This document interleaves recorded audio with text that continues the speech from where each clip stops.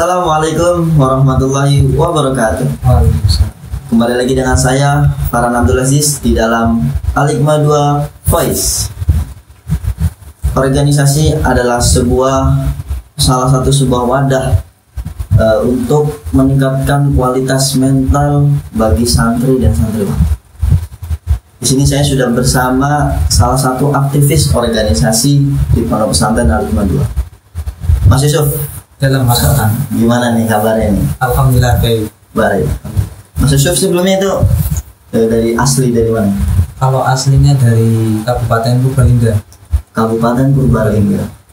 Berarti Kabupaten Purbalingga itu sebelah sampingnya Banyumas ya? Iya, sampingnya Purwokerto. Oh, samping Purwokerto. Ya, sekarang apa nih kegiatan setiap harinya Mas Yusuf? Kayaknya padat banget ngeliatnya, sibuk banget ini, kemana wira-wiri itu. Kalau kegiatan, alhamdulillah banyak Mas. Karena saya kebetulan aktif di organisasi ya, khususnya organisasi di Nahdlatul Ulama, yaitu Ikatan Pelajar Nahdlatul Ulama dan juga Ikatan Pelajar Putri Nahdlatul Ulama. Di dalam, saya penasaran nih sama apa tadi? Ikatan IPNU ya? IPNU atau IPPNU ya? Mungkin sebelum Mas menceritakan tentang IPNU atau IPPNU itu, saya pengalaman sebelum di Pondok Pesantren Al-Hikmah 2 ini, pengalaman organisasinya apa aja sih? Kalau pengalaman sebelum masuk ke Pondok Al-Hikmah itu organisasinya di MTS berarti. MTS. Kalau di MTS itu alhamdulillah ini ya bukannya sombong ya Mas. Hadis binikmah. Dalam arti kebetulan dari mulai kelas 1 MTS sampai kelas 3 itu diamanahi menjadi ketua kelas. Masya Allah. Kelas 1 sampai kelas 3. Kelas 1 sampai kelas 3 ya. Ketua kelas. Keren banget. Jadi itu mungkin bekal saya kenapa kok saya sekarang bisa menjadi seperti ini ya, bisa aktif di organisasi NU ataupun di luar NU, itu mungkin barokahnya tadi dipercaya untuk menjadi ketua kelas. Terus apa namanya, kalau yang sekarang nih, sekarang itu lagi sibuk di organisasi apa sih? Kalau sekarang itu di luar kampus itu kebetulan ya misalkan ini sekarang saya diamanahi menjadi ketua PK IPNU Yayasan Pendidikan Pondok Pesantren Al-Hikmah 2. Jadi ini merupakan tugas yang sangat lumayan berat sekali karena ini amanah dan juga harus saya selesaikan untuk melanjutkan estafet selanjutnya, pengurusan sebelumnya, melanjutkan program kerja yang sudah pernah dirancang oleh pengurus sebelumnya. Tapi juga saya menambahi beberapa program yang belum terrealisasikan di tahun sebelumnya di IPNU IPPNU. Lagi sibuk di IPNU dan IPPNU. Nah, mungkin IPNU dan IPPNU kan salah satu organisasi yang dinaungi Pondok Pesantren, dinaungi Nahdlatul Ulama. Nah, apa sih sejarah IPNU atau yang dimaksud IPNU dan IPPNU itu apa sih? Sejarah ya, sejarah ya.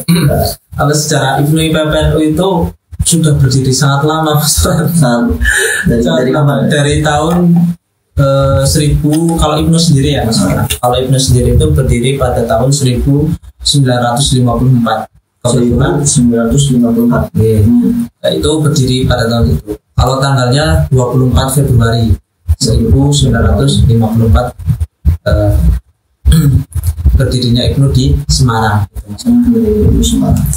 Tapi itu IPNU dan IPPNU itu satu berdirinya apa gimana? Beda. Kalau IPNU itu berarti untuk laki-laki, kalau IPPNU itu untuk perempuan. Jadi tadi belum ya disebutkan apa namanya pendirinya ya, misalkan bahwa IPNU itu didirikan oleh seorang alim ulama, seorang tokoh aktivis juga, beliau Profesor Dr. Ki Haji Tolhah Mansur S. Itu pendiri IPNU.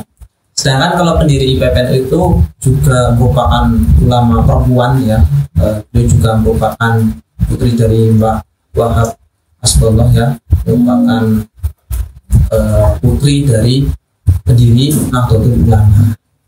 Gitu. Kalau berdirinya itu tahun 1000, jadi setelah Ibnu Mas Farhan.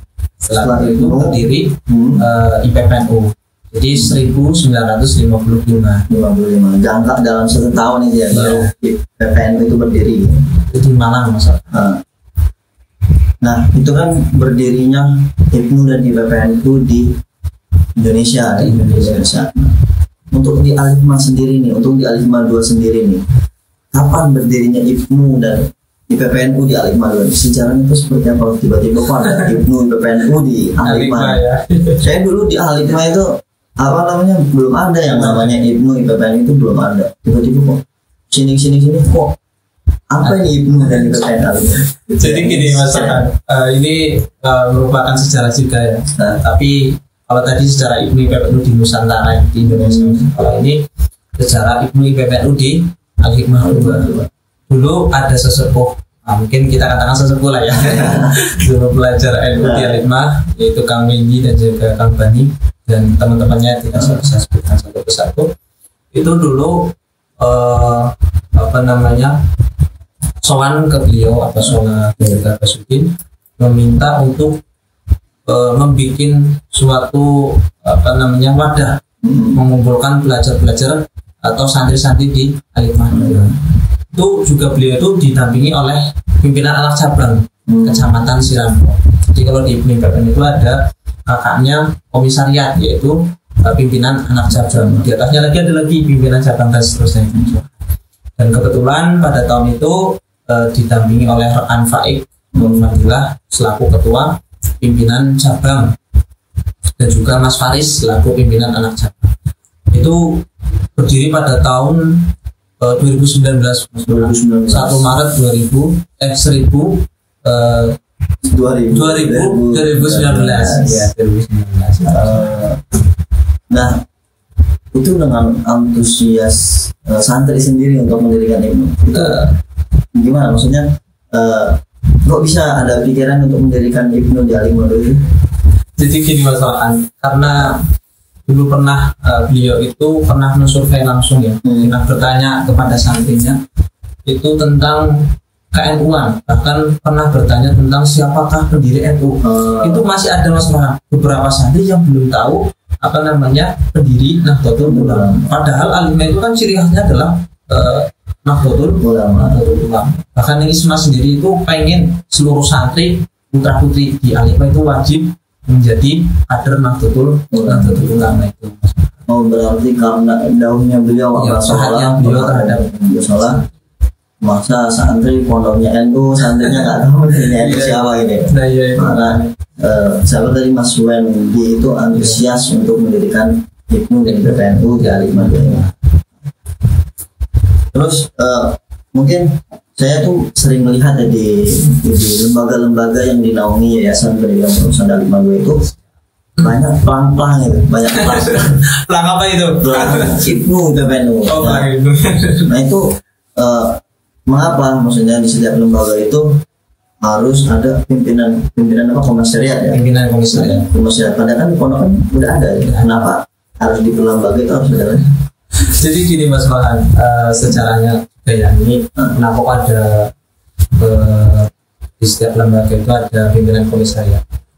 Karena ini juga merupakan instruksi dari beliau, dari Haji Said Adil Siroj selaku dimisioner ketum PBNU. Itu ketika kongres IPNU yang dinahkodai oleh Mas Aswandi Jailani, itu dulu menginstruksikan kepada seluruh yayasan pondok itu supaya ada ikatan pelajar Nahdlatul Ulama dengan ikatan pelajar putri Nahdlatul Ulama, tetapi langsung terjun di sekolah-sekolah gitu.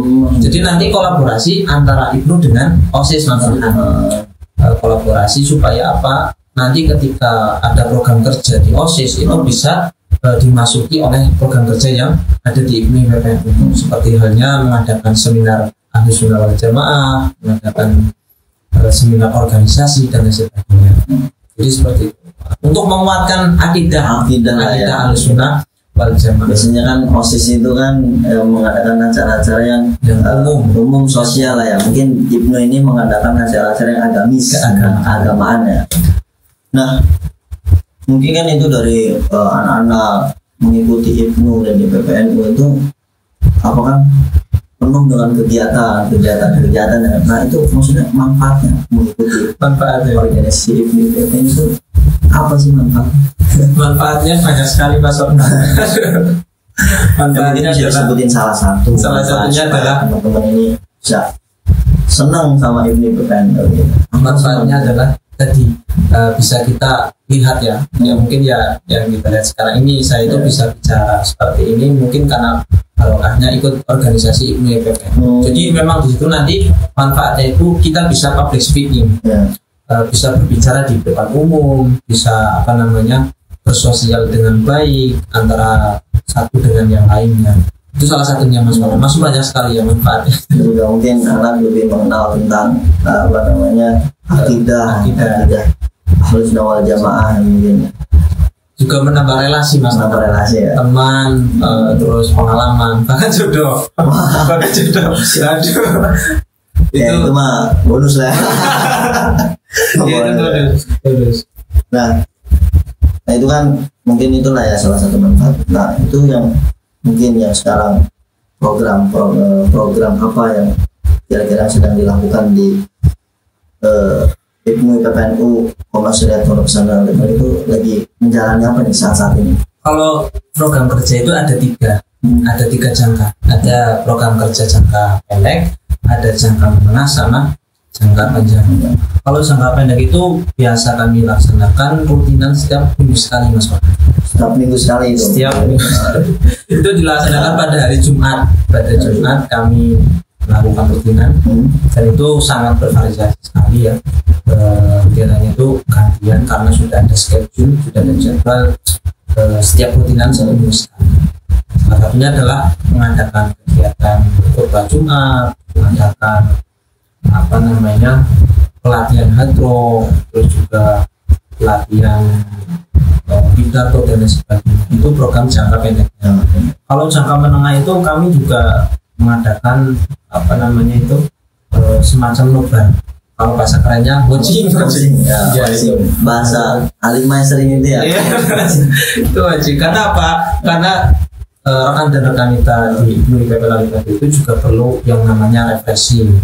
Jadi jangan hanya materi-materi atau kegiatan yang formal saja, tetapi juga ada kegiatan non formalnya ataupun kegiatan yang memfreshkan pikiran tadi. Kita coaching, kita nonton nobar, entah itu nanti tentang sejarah Nabi ataupun sahabat ataupun horor. Nontonnya juga agamis-agamis gitu. Iya, tapi juga pernah nonton horor.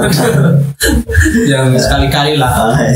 Itu kalau program jangka menengah. Kalau jangka panjang itu setiap tahun sekalinya itu wajib mengadakan kaderisasi formal, yaitu Makasta, masa kesetiaan anggota. Itu wajib itu karena untuk generasi selanjutnya Mas Farhan, kita kan makhluk yang bergantian. Yang bergantian harus mengkader untuk generasi selanjutnya. Seperti itu. Berarti mereka sebelum melanjutkan IPNU PPNU itu mereka harus dikader dulu, harus diarahkan supaya nggak tersesat gitu ya. Jadi harus kader itu harus jangan keder. Kader itu jangan keder. Iya. Jadi supaya dikader supaya nggak keder.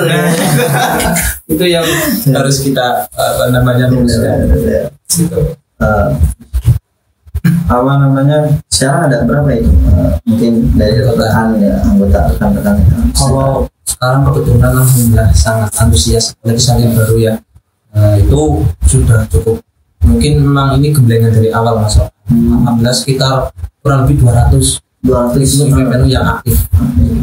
Itu IPNU dan IPPNU. Rekan dan rekan kita. Itu julukan Mas. Itu panggilan. Nah, kalau rekan untuk IPNU, kalau rekan kita itu untuk IPPNU. Itu wajib gitu. Harus manggil setiap IPNU. Wajib. Karena itu ciri khas kami ya. Harus. Itu. Kalau misalkan kayak orang Jawa Timur gitu. Iya, itu kalau di IPNU itu mungkin rekan dan. Jadi kalau misalkan manggil orang, misalkan namanya Aldi, rekan Aldi ini kan? Iya, seperti itu. Rekan Farhan itu kan. Ya barangkali ya Mas Farhan pengen gabung juga. Iya. Kapan-kapan ya. Ya, terus mungkin berarti udah berjalan 4 tahun ya. 4 tahun. Itu keluh kesahnya apa sih, kalau kesah mungkin dari Mas Yusuf sendiri ya. Mas Yusuf sendiri berjuang dalam sebagai ketua Ibnu di Masyarakat Taliknya, itu keluh kesahnya. Kalau keluh kesah mungkin kita itu kan berada di pondok pesantren ya Mas. Yeah. Kebetulan juga kebanyakan mayoritas itu pelajar Nahdlatul Ulama atau Ibnu IPPN itu berasal dari SLTP dan juga SLTA. Yang mahasiswa itu belum banyak sama mahasiswa. Itu kalau kesah kami itu dalam hal komunikasi mungkin sangat sulit sekali, karena memang nggak boleh, aturannya memang nggak boleh untuk santri yang masih SLTP ataupun SLTA yang bergabung di Ibnu IPPN itu tidak boleh membawa alat komunikasi. Itu dulu kesini di situ.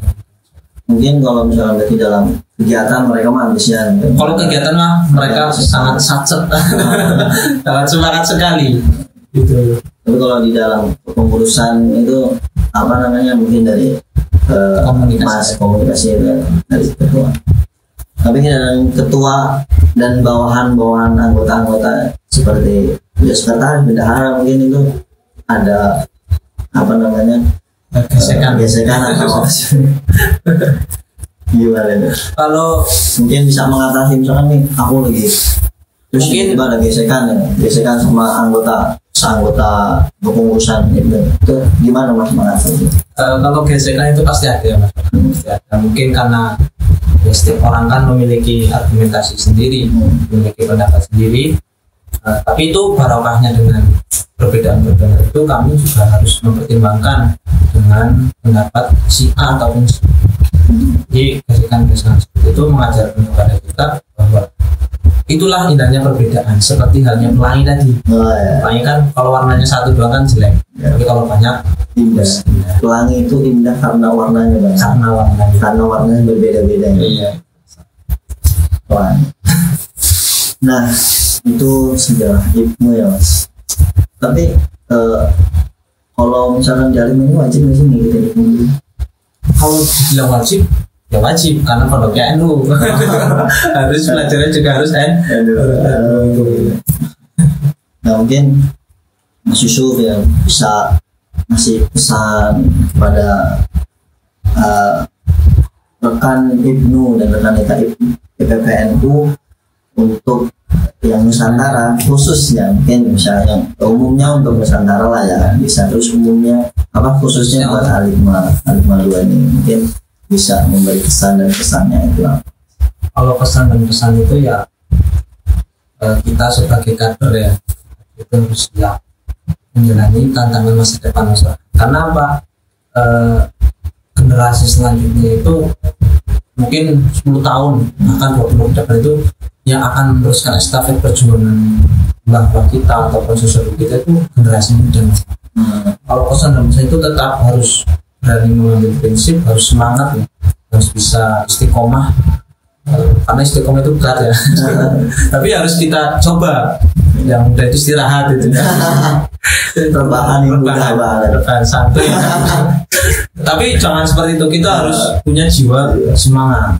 Jiwa muda itu harus semangat. Nah itu Mas, saya mau nanya cara meningkatkan, menimbulkan ini sekarang kan pemuda-pemuda sekarang yang tidak muda-muda sekarang kan lebih enak dengan berbahan dan apa namanya ya, apalagi sudah memegang namanya Mobile Legends atau FL. Nah itu gimana, mungkin Mas punya solusi untuk atau apapun itu menimbulkan rasa semangat anak-anak pemuda kembali, itu punya solusi itu? Mungkin kalau untuk mengajak secara apa namanya interaksi itu harus bertemu langsung dengan anak-anak tadi, pemuda-pemuda tadi, dengan cara mungkin di program Ibnu IPPN itu juga harus mengadakan seperti perlombaan mungkin Mobile Legends. Salah satunya nanti untuk mendekatkan tadi itu supaya bergabung di Ibnu IPPN. Jadi nggak bisa langsung kita harus apa namanya gebrok-gebrok terus langsung keluar yuk kalian harus ikut ini, harus ikut ini. Tidak, tapi harus secara pelan-pelan tadi. Tapi Alim 22 akan ada program seperti itu. Tidak kan? Karena nggak boleh bawa HP mas. Itu. Tapi kalau Ibnu memang di luar sana itu mengadakan turnamen, jadi turnamen Mobile Legends supaya teman-teman yang belum bergabung di Ibnu itu tertarik. Oh ternyata kegiatannya bagus ya, bukan hanya keagamaan saja, tetapi juga ada refleksi. Jadi itu salah satu trik juga lah untuk rekrut atau menarik menjadi anggota Ibnu. Pendekatan terlebih dahulu, ikutin terlebih dahulu, gitu. Baru melihat program-program belajarnya. Pesan ya tadi ya, apa saya dan dengan itu umum mungkin ya untuk Alim 22 nih.